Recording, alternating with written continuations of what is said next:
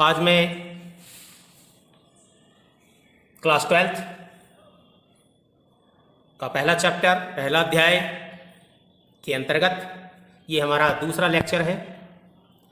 इसके अंतर्गत हम लोग घर्षण विद्युत, आवेश के मात्रक, चालक तथा कुचालक जिसको कि विद्युत रोधी भी कहते हैं के बारे में स्टडी करेंगे। विद्युत घर्षण यानी कि जब दो पदार्थों को यानी कोई दो पदार्थ है, एक ये है और दूसरा आपको ये है, ये दो अलग अलग है पदार्थ, और इसको जब आपस में रगड़ते हैं, इसको जब आपस में इस प्रकार से रगड़ते हैं तो हम क्या पाते हैं कि एक वस्तु में से इलेक्ट्रॉन निकलकर दूसरे में चला गया। एक वस्तु में से इलेक्ट्रॉन जो है वो निकला और निकल करके दूसरे में चला गया। इसका मतलब क्या हो गया? इसका मतलब यह हो गया कि यहां इलेक्ट्रॉन की कमी, और यहां पे चला गया तो यहां पे क्या हो गया? अधिकता। यानी यहां से इलेक्ट्रॉन निकला है, इसमें गया है, तो जहां से निकला है वहां पर कमी हो जाएगी और जहां पे गया है वहां पर अधिकता हो जाएगी। अब यहां पर अगर एक इलेक्ट्रॉन गया है तो एक इलेक्ट्रॉन के बराबर कमी, एक इलेक्ट्रॉन के बराबर अधिकता। अगर दो इलेक्ट्रॉन गया है तो यहां दो इलेक्ट्रॉन के बराबर कमी और यहां दो इलेक्ट्रॉन के बराबर अधिकता। और हमने आपको पिछले वीडियो में पढ़ाया था कि जहां पर अधिकता होगी इलेक्ट्रॉन की वहां पर माइनस यानी ऋण आवेश उत्पन्न हो जाएगा, यानी कि ये वस्तु ऋणावेशित हो जाएगा। और जहां पर से जिस वस्तु से इलेक्ट्रॉन निकला है वहां इलेक्ट्रॉन की कमी हो जाएगी और उसे कहते हैं हम लोग धन आवेश। तो हमने दोनों चीज पढ़ लिया, यानी कि इलेक्ट्रॉन की कमी और ये धन आवेश उत्पन्न हो जाएंगे, और इलेक्ट्रॉन की अधिकता हुई यानी ऋण आवेश उत्पन्न हो जाएगी। तो इस प्रकार से हमने पढ़ा कि किस प्रकार से आवेशित हो गया, किस कारण से हुआ? रगड़ने से हुआ। अब हम पढ़ते हैं इसके धन और ऋण। अगर ये धन और धन है तो इसको क्या कहेंगे? सजातीय। इसको क्या कहेंगे? सजातीय। और ऋण भी है तो इसको भी क्या कहेंगे हम लोग? सजातीय। क्या कहेंगे? सजातीय आवेश। और अगर एक प्लस का हो और एक माइनस का हो तो इसमें क्या हो जाएगा? ये हो जाएगा आपको विजातीय। इसको कहते हैं विजातीय आवेश। इस सजातीय आवेश में क्या होता है? सजातीय में प्रतिकर्षण। क्या होता है? प्रतिकर्षण। यानी इन दोनों को क्या करेगा? भगाएगा। जैसे हम लाना चाहेंगे वो भगाएगा, तो दूर भगाएगा। तो ये हो गया आपको प्रतिकर्षण। आप चुंबक में भी अनुभव किए होंगे कि जब दो समान एस रहता है तो उसको हम लोग लाते हैं तो बल लगता है, यानी अगर उसको ऐसे छोड़ दें तो वो क्या हो जाएगा? अपने आप ये दूर चला जाएगा। तो इसको कहते हैं प्रतिकर्षण। लेकिन अगर एक धनात्मक हो और दूसरा ऋणात्मक हो तो यहां पर क्या हो जाएगा? आकर्षण। क्या हो जाएगा? आकर्षण। ये आकर्षण, जैसे यहां पे हमने चुंबक को रखा, एक N और एक S। ये N है और ये S है, तो क्या हो जाएगा? विजातीय। तो ये अपने आप क्या हो जाएगा? सट जाएगा। ये अपने आप क्या हो जाएगा? सट जाएगा। सटने। और यहां पे क्या था? इसको सटा के रखेंगे और ये दूर भागेगा। तो इस प्रकार से आपने देखा कि दो सजातीय आवेश के बीच में प्रतिकर्षण होता है और विपरीत आवेश के बीच में आकर्षण होता है। अब हम पढ़ेंगे आवेश के मात्रक। तो दोस्तों आपने 10th क्लास में पढ़ा होगा, विद्युत धारा की परिभाषा पढ़े होंगे कि आवेश के बहने की दर को हम लोग क्या कहते हैं, विद्युत धारा। यानी इकाई समय में 1 सेकंड में कितना विद्युत धारा बहा। विद्युत धारा बहने का मतलब कितना आवेश बहा। तो आवेश बहने की जो दर होती है, आवेश प्रवाहित होने की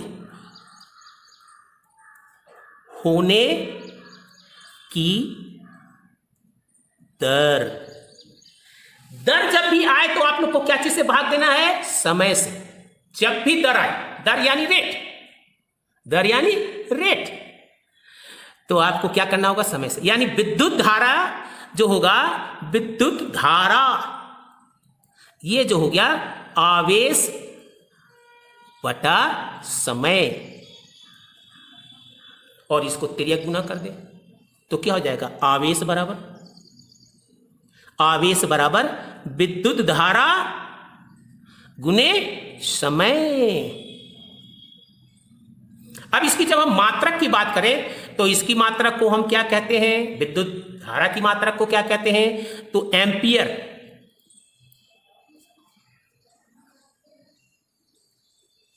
और समय की मात्रक को क्या कहते हैं, सेकंड।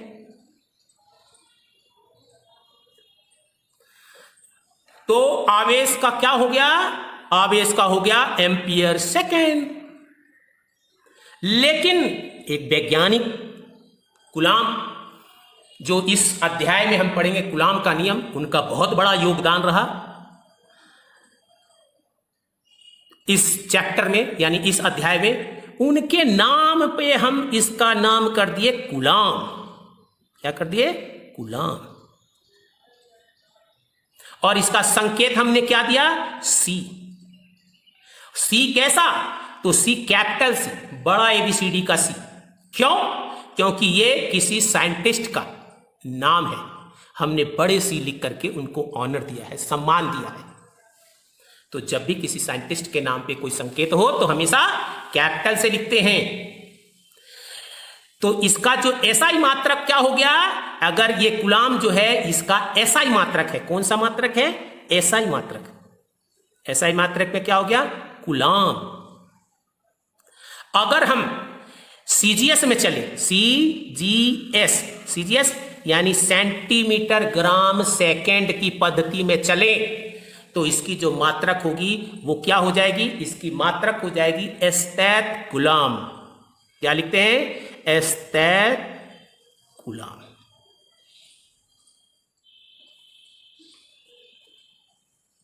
ठीक है। अब ये किस में है कूलाम, तो ये है आपको एसआई में। ये किस में है, सीजीएस में। इन दोनों में कोई रिलेशन होगा। जैसे हम लोग एसआई में दूरी का क्या लिखते हैं, मीटर, और सीजीएस में क्या लिखते हैं, सेंटीमीटर। अब मीटर और सेंटीमीटर में कोई संबंध तो है। 1 मीटर बराबर 100 सेंटीमीटर। ये एसआई सिस्टम हो गया और ये हो जाएगा सीजीएस। तो यहां पर भी ये एसआई सिस्टम में कूलाम है और सीजीएस सिस्टम में क्या है, एस्तेत कूलाम। तो इसका भी कोई संबंध होगा। तो इसका संबंध क्या होता है, उसको मैं बता देता हूं कि 1 कूलाम बराबर 3 into 10 to the power, sorry 3 into गुना 3 into 10 to the power 9 stat coulomb.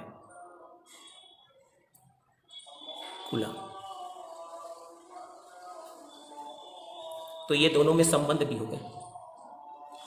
अब हम ये जो कूलम है और एस्तेत कूलम है, ये एसआई में है और ये सीजीएस में है। और आवेश का सबसे बड़ा मात्रक जो है वो क्या है, फैराडे। क्या है, फैराडे। और आपको मालूम होना चाहिए कि 1 फैराडे में कितने कूलम चार्ज होते हैं, कितने कूलम आवेश होते हैं। तो 1 फैराडे में होते हैं 96,500 कूलम्स, यानी 96,500 कूलम। ये आपके क्या हो गए, फैराडे, 1 फैराडे। ये हमारा सबसे बड़ा, यानी अभी तक में सबसे बड़ा जो है मात्रक है। ठीक है, लेकिन प्रैक्टिकल और अन्य चीजों में हमें छोटे छोटे मात्रकों की आवश्यकता पड़ती है, उसके बारे में भी पढ़ लें। तो 1 मिली कूलम बराबर क्या होता है, 10⁻³ कूलम। इसका मतलब क्या हो गया, 1/10⁻³ कूलम। इसी प्रकार 1 माइक्रो, इसको कहते हैं मिली, इसको कहते हैं माइक्रो, माइक्रो के ऐसा म्यूट ऐसा। तो 1 माइक्रो कूलम बराबर क्या होता है, 10⁻⁻6 कूलम। उसके बाद होता है नैनो। 1 नैनो कूलम बराबर होता है 10⁻⁻9 कूलम। छोटा होता जा रहा है, इससे छोटा ये, इससे छोटा ये, क्योंकि छोटा कैसे हो रहा है, पावर माइनस में है, बटा में चला गया। उसके बाद आपको 1 पीको कूलम बराबर 10⁻⁻12 कूलम। तो ये हमें न्यूमेरिकल्स बनाने में बहुत मदद करते हैं।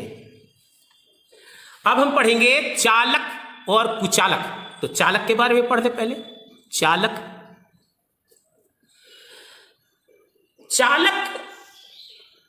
यानी मुक्त इलेक्ट्रॉन, जो मैंने पढ़ा था कि प्रत्येक परमाणु के केंद्रक में क्या होते हैं, केंद्रक में क्या होते हैं, न्यूट्रॉन, प्रोटॉन, और इसके बाहर के कक्षा में, इनके बाहर के कक्षा में कौन रहते हैं, इलेक्ट्रॉन विभिन्न कक्षाओं में घूम रहते हैं। तो ये सबसे जो बाहरी कक्ष था, जो कि बहुत छिन्न आकर्षण बल से बंधा हुआ था, उसको हम लोग क्या कहते हैं, उसको हम लोग कहते हैं मुक्त इलेक्ट्रॉन। और यही मुक्त इलेक्ट्रॉन जो है आवेश का वाहक के रूप में कार्य करता है। क्या है, आवेश वाहक। अब वाहक तो आप समझ ही गए, चलाने वाला, ढोने वाला, एक जगह से दूसरी जगह पहुंचाने वाला। यानी मुक्त इलेक्ट्रॉन ही आवेश वाहक का कार्य करता है। अब मुक्त इलेक्ट्रॉन की, जो हमारे पास मुक्त इलेक्ट्रॉन है, मुक्त इलेक्ट्रॉन, अब मुक्त इलेक्ट्रॉन के आधार पे ही हम क्या करेंगे, 2 भागों में बांट सकते हैं पदार्थ को, या यूं कहे तो 3 भागों में।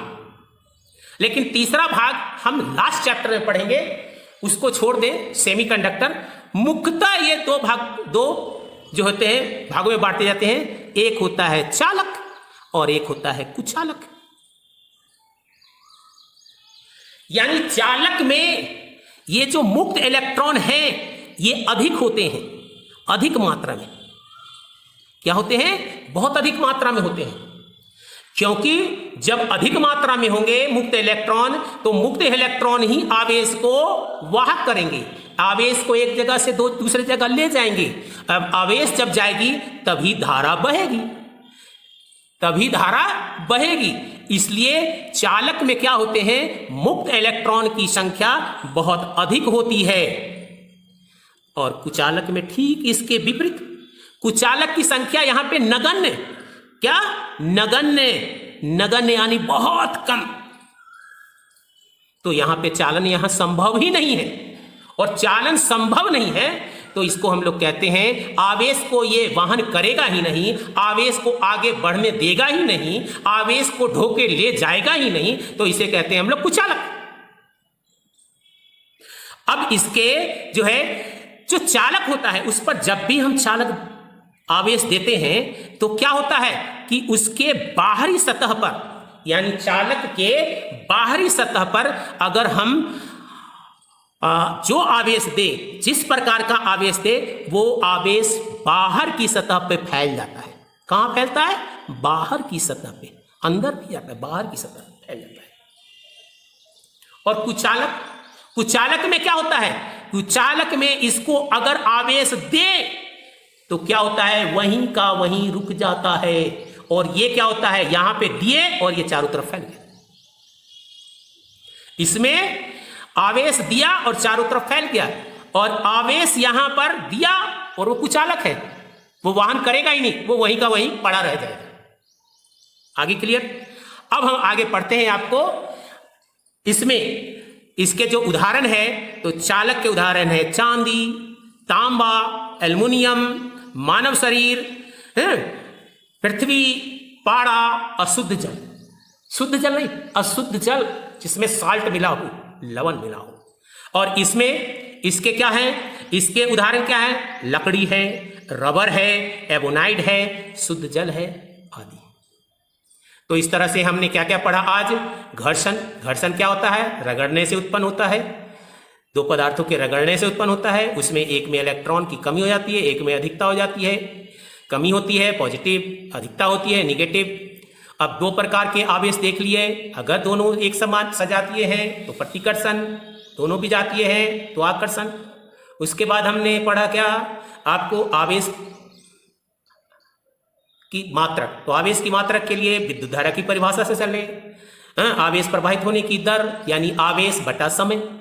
प्रवाहित होने की दर यानी 1 सेकंड में कितना आवेश चला। मान लीजिए कि वो t सेकंड में कितना चला? 5।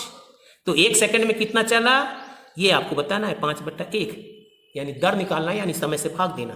उसके बाद हमने इसके निकाल दिए आपको मात्रक। इसका कूलम C होता है, SI मात्रक में होता है, कैपिटल लिखा जाता है। CGS में स्टैथ कूलम, 1 कूलम बराबर इतना स्टैथ कूलम, बड़ा 1 फैराडे होता है, 1 फैराडे बराबर इतना कूलम होता है। ये सबसे बड़ा मात्रक है, ये हमारे छोटे मात्रक है। चालक पढ़ा दिया। इस प्रकार से मैं समझता हूं कि आपको ये पूरा टॉपिक समझ में आया होगा। आप ये मेरा सेकंड टॉपिक है। आप नेक्स्ट टॉपिक में इसी चैप्टर से संबंधित पढ़ेंगे।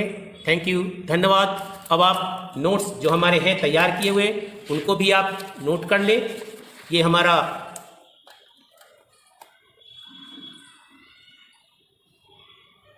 हमारा घर्षण विद्युत आज मैंने जो पढ़ाया, ये मेरा आवेश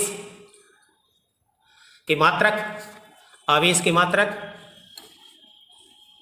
और तीसरा मैंने पढ़ाया चालक, कुचालक।